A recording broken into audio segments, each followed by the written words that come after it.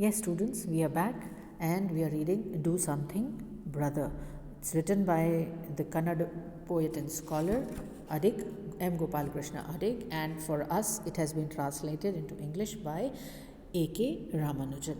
And we are in the flow of reading it. The first half is over, in which we have seen how man is given to violent nature and how he is the instrument of destruction carried out around him, around the world, how he is harvesting the world, how he has been kind of instigating, the poet in his words, by his words, it's instigating man to not be idle, to do something, anything, be it positive or negative, constructive or destructive.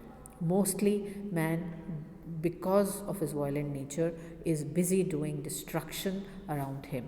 So we were just talking about how with a flourish of his hand man can harvest all the world, but then there are certain hindrances as well. But you meet winter mists, walls of fog, walls that line the space between face and face, and the road that sighs and breaks in two. Under your eyes, a couple of mountain peaks that rear their hoods, and lower upon your head are lightning winks from sirens that sing in every tree.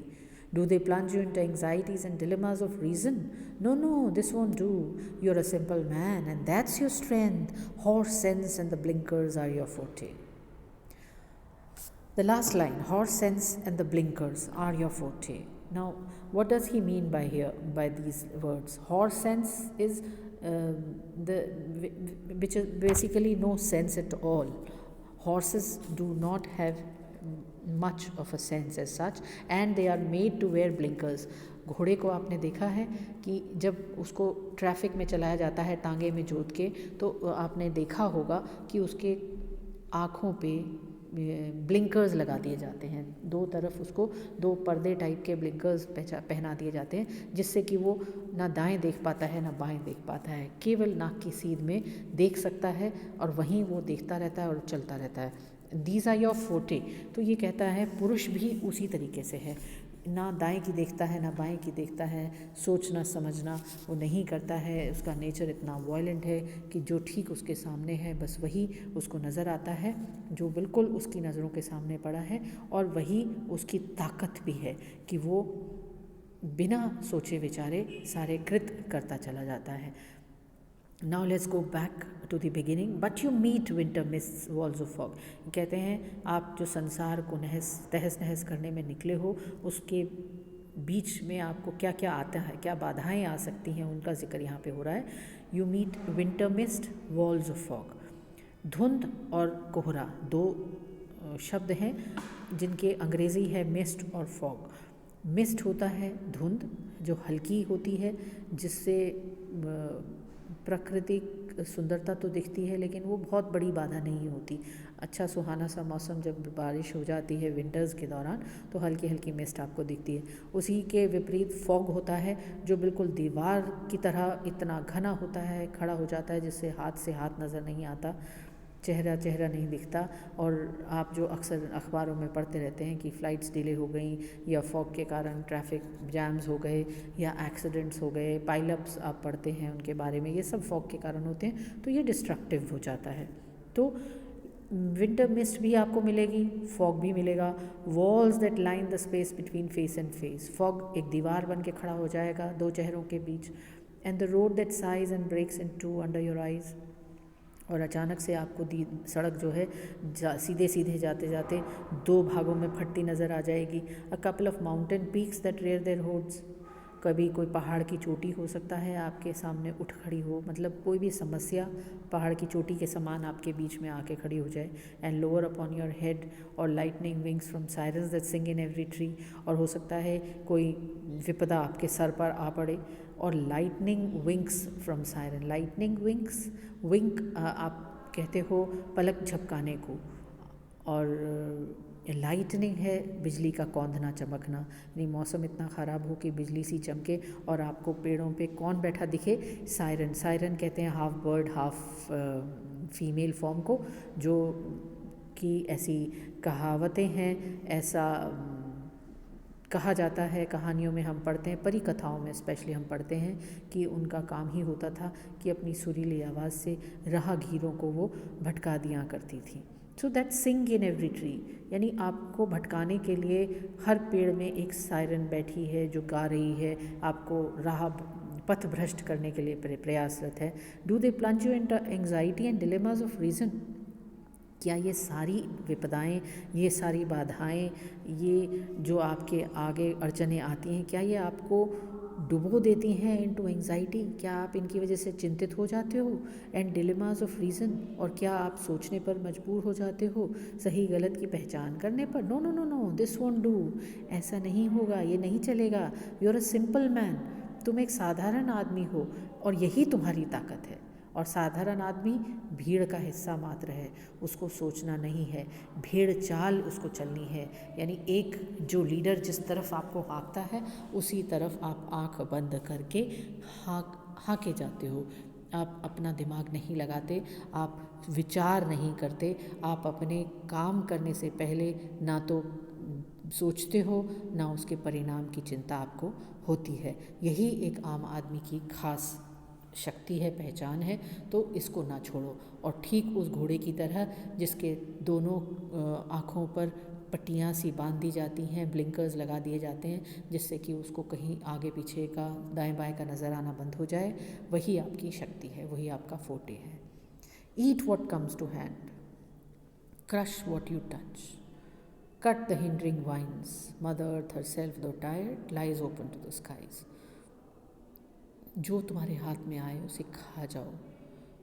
Crush what you touch, जिस चीज़ को भी छुओ उसको crush कर दो, muscle दो। Cut the hindering wines, और जितने भी बंधन जो तुम्हें बांध रहे हैं उन्हें तोड़ दो, काट दो। Mother earth herself though tired, धरती माँ चाहे थकी हुई हैं कि उनका इतना दोहन हो रहा है, पुरुष जो है लगा हुआ है लगातार उनको दोहने में, फिर भी थकी हैं तो क्या हुआ, आज भी she lies open to the skies, खुली पड़ी हैं दोहन के लिए। कहाँ उन्होंने अपने आप को छुपा लिया है या प्रोटेक्ट कर पाई हैं, वो आज भी तुम्हारे सामने खुली पड़ी हैं। She lies open to the skies, आसमान सामने है और बिल्कुल खुली पड़ी हैं। नग्न अवस्था में ये धरती माता पड़ी हैं, जितना चाहो उन्हें नोचो खसोटो। There still flesh on a bone, अभी तो मांस बचा है, इसकी हड्डियों के ऊपर अभी भी कुछ मांस बाकी है। तो जब तक थोड़ा भी मांस बचा है तुम कैसे उसको छोड़ सकते हो? और नोचो उसे। मैरो फॉर योर हंगर, और कुछ नहीं तो उसकी हड्डियों में जो रस बह रहा है जीवनदायी, उसको पी जाओ, वो तुम्हारी प्यास या भूख मिटा देगा शायद। नॉनवेज खाने वाले बच्चे शायद इस चीज़ को समझ सकते हैं कि बोन्स के अंदर भी कुछ टिश्यूज़ और ब्लड होता है जो जम जाता है, और जब हम उसको कुक करते हैं तो that is also a very delicious edible part. उसको भी मैरोफोक्स स्पेशल आते हैं जैसे निकाल कर आदमी खा लिया करता है, खाता है, वो भी उसका एक भोजन है। सो मदर अर्थ इज़ देयर, उसके अंदर जितनी भी संपदाएं हैं वो तो आपको पहले से निकाल ही रहे हो, और निकाल लो, अभी तो हड्डियों पे मांस बाकी है। और ये इमेज आपके सामने एक बड़ी ही घिनौनी सी समझ में आती है कि माँ पड़ी है, माँ के हड्डियों पर से आप मांस नोच रहे हो और कुछ नहीं बचा। अगर हड्डी ही बची तो हड्डी के अंदर से भी मैरो है, उसको भी निकाल के अपनी भूख मिटा लो। Come come brother, never forget that you are a man. अरे आओ आओ, मत भूलो कि पुरुष हो तुम, और पुरुष का काम जो है वो करते चलो, मत पीछे हटो अपने दायित्व से। नोचने का, तोड़ने का, नष्ट करने का जो दायित्व तुम्हारे कंधों पर है उसे उसका निर्वहन करो। Then there is the well of life, और फिर वो कुआं भी तो है जीवनदायी, वेल ऑफ लाइफ, यानी पानी जो है वो भी तो जीवन दान देता है। तो ये है, इसको क्या करना है, rock the wheel and axle, pull out all the water. Wheel और एक्सल, ये अपने कुएं से पानी खींचते हुए देखा होगा, गाँव में कुएं होते हैं। हम तो बच्चे सब गांव के लोग हैं। हमारा जो कॉलेज है वो एक रूरल एरिया में कॉलेज है, और ज़्यादातर जो स्टूडेंट है वो गाँवों से आता है। तो डेफिनेटली सबने देखा होगा कि कैसे कुएं से पानी निकाला जाता है।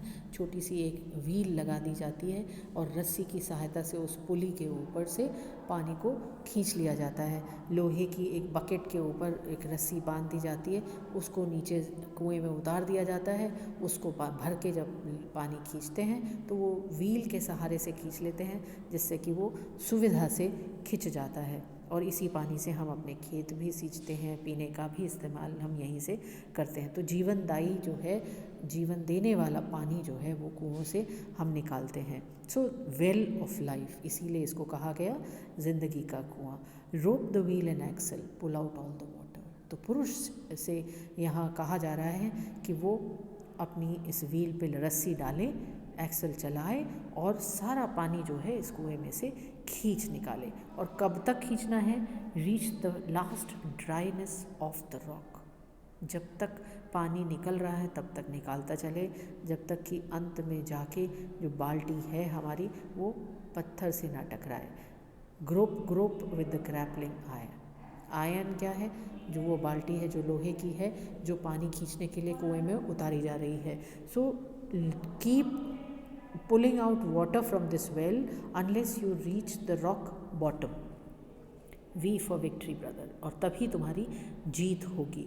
Break down the atom, reach for the ultimate world within. इसलिए सब चीज़ को तोड़ो, सब चीज़ को नष्ट करो, ताकि तुम शुरुआत तक पहुंच जाओ या कोर तक पहुंच जाओ। यानी हर चीज़ को तोड़ दो छोटे छोटे टुकड़ों में, and you will break down the atom itself, और फिर आप अल्टीमेट दुनिया जो है वहाँ तक पहुँच जाओगे। यानी जहाँ से शुरुआत होती है दुनिया की, आप वहाँ पहुँच जाओगे। यानी धरती के गर्भ तक आप पहुँच जाओगे। गर्भ से ही शिशु का जन्म होता है, और इस ज़िंदगी जो चल रही है इस धरती पर, वो भी इस धरती के गर्भ के कारण ही चल रही है। वहीं से आपको सारी संपदाएं मिल रही हैं, पानी वहीं से आ रहा है और पोषण भी वहीं से आ रहा है। So find God's own arrow and aim it straight at the heart of God's own embryo world. यहाँ पे आपको फीटस मिलेगा, एम्ब्रियो वर्ल्ड मिलेगा। यानी ये संसार जो है, जो जिस कोख से जन्म ले रहा है, आप वहीं पहुँच जाओ और ईश्वर के एरो को, उस तीर को वहीं से लेके और ठीक वहीं पे मारो, ताकि हृदय जो है उसका छलनी हो जाए। Do something, anything anything brother. इसीलिए कह रहे हैं कुछ तो करो, कुछ भी करो, पर खाली ना बैठो। Idle man are burdens on the land. Do something brother, do something, keep doing something all the time. और यहाँ ये देखो विडंबना है कि आयरनी है और सटायर भी है, लेकिन सच्चाई भी है कि खाली बैठे इंसान, idle man are burdens on the land, जो कुछ नहीं करते वो धरती पर बोझ हैं। डू ब्रदर डू समथिंग, इसलिए कुछ ना कुछ तो तुम्हें करना ही पड़ेगा और कुछ ना कुछ करते ही रहना पड़ेगा। To lighten mother earth's loads, धरती माँ के लोड को कम करने के लिए। अब ये दोनों ही तरीके से हम देख सकते हैं। अगर हम पूरे ही सटायर की बात करते चले जाएं कि ये सटायर ही मेन थॉट है इस पूरी पोएम में, तो यहाँ पे ये सटायर हो सकता है कि धरती माँ को हल्का करना, यानी उसको संपदा विहीन करना। और दूसरा ये हो सकता है कि धरती पे बोझ जो हैं या जितनी भी गलत काम जो हो रहे हैं उनको रोकना, उससे धरती माँ के सर पर जो बोझ है वो कम हो सकता है। So this is right, this is natural, this is the one thing needful. इसकी आवश्यकता तो है, यही सही भी है और यही प्राकृतिक भी है। And this is the one thing needful, और यही आज के समय की आवश्यकता भी है। सो now we finish reading this poem, and I have tried and explained it in as much of Hindi as I can. I hope you have been able to understand it better now.